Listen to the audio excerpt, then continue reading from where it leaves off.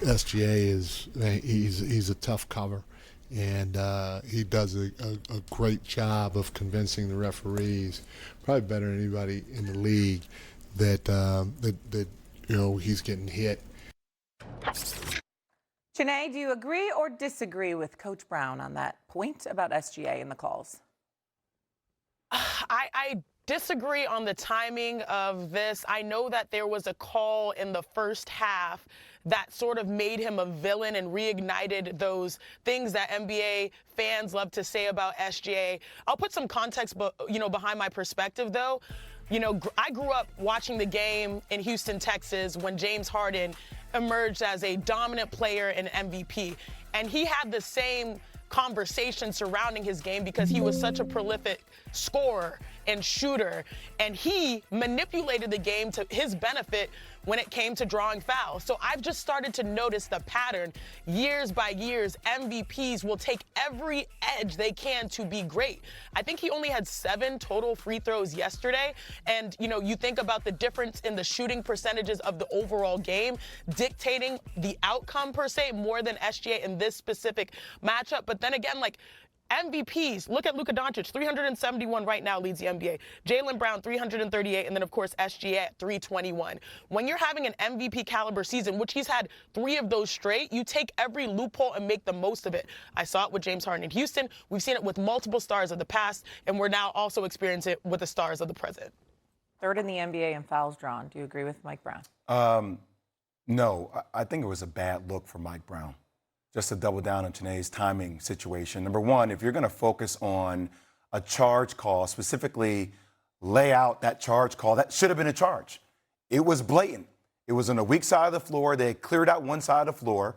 Jalen Brunson was obviously there 2 to 3 seconds before SGA even got there. That was a missed call. But to utilize this moment at the podium, I don't want to hear Mike Brown talk about excuses or SGA's free throw attempts. Obviously, there are certain plays that when you watch SGA, especially one foul in particular, I think with 7 minutes in the third quarter, where Karl-Anthony Towns puts his hand in the pocket and he is shooting for him, he goes up and it's fine. And all of a sudden at the end, he just kind of flaunts himself. I get it. That happens, right, throughout the course of the game. But I don't want to hear that from Mike Brown at that particular situation. He only had 6 free throw attempts. The 7th came off a technical foul from you. So at the end of the day, the best, like Janaea said, the best players, AI used to go to the free throw line 10 to 15 times a game. Couldn't touch that dude. Trust me, I played against him. Was one of the best at doing it. Maybe not as flamboyant at times as SGA has been, but always found a way to get themselves to the line. So I just thought the demeanor after that is not to complain, but to say, okay, we got it. And I don't think that sets any kind of tone. The league knows how everybody feels about SGA. So I don't know what that does for Mike Brown and the Knicks. I don't. Stephen A., do you see a fair gripe there, Mike Brown? I love the way Janae and Jay Williams put it, because it's not about the complaint, it's about the timing. You just lost at Madison Square Garden to the reigning NBA champion, the reigning league MVP, the reigning NBA Finals MVP, and who's averaging 9.2 free throws per game. Now, 3 years ago, he averaged nearly 11 a game. It's actually down. Last couple of years, it was near 9. This year's at 9.2, second most free throw attempts per game in his career. But this is Shea Butter that we're talking about here. A guy that for the last 3 years, and this year counted meaning 4th, has been a top 5. He was a top 5 MVP candidate 3 years ago. He was top 2 2 years ago. He won the MVP last year. And he might win it again this year, considering the fact that he's the second leading scorer in the NBA, shooting 55% from the field, by the way, and would become the first dude in history as a pure point guard to pull that feat, 55% shooting from the field. Another thing to point out, guys, 60 straight road games, this dude has dropped 20 or more. Longest such streak in NBA history. 60 straight road games. And overall, the streak is at 124 consecutive 20-point games overall, which is 2 shy of Wilt Chamberlain's all-time record of 126. You do not face somebody like that, lose the game, and then just flippantly say, you know, he's really adroit. He's really gifted at convincing the referees. Really? Shea Butter will bust your ass in a myriad of ways.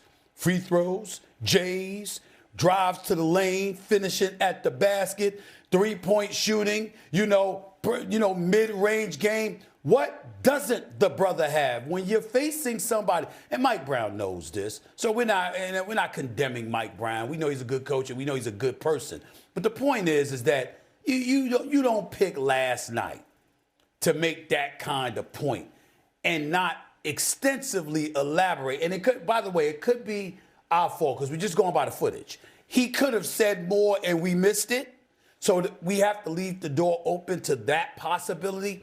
But if that is all that Mike Brown said, then he did a disservice to the greatness of Shai Gilgeous-Alexander, the brother special. He just is. And that's why, he can sit up there and get to the free throw line and draw fouls and, do an acting job. James Harden used to do that, all that other stuff.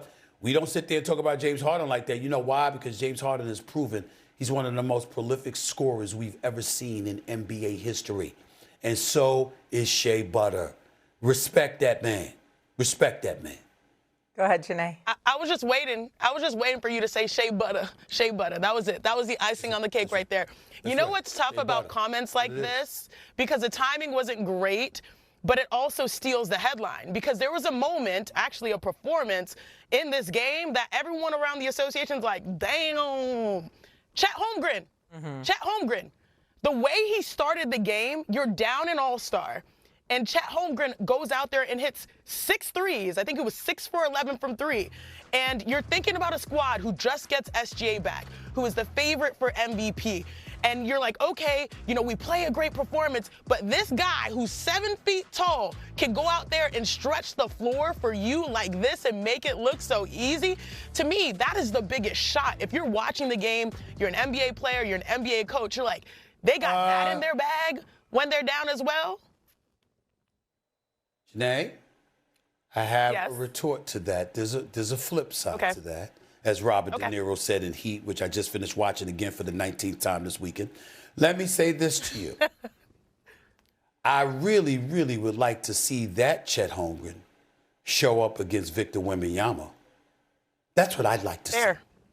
I'm sorry, because it's supposed, Janae, it's supposed to be some kind of heated rivalry. It's supposed to be they don't like one another. It's supposed to be, you know what, when we talk about the future, when Wembanyama, you ain't 7'5", but you are 7'1".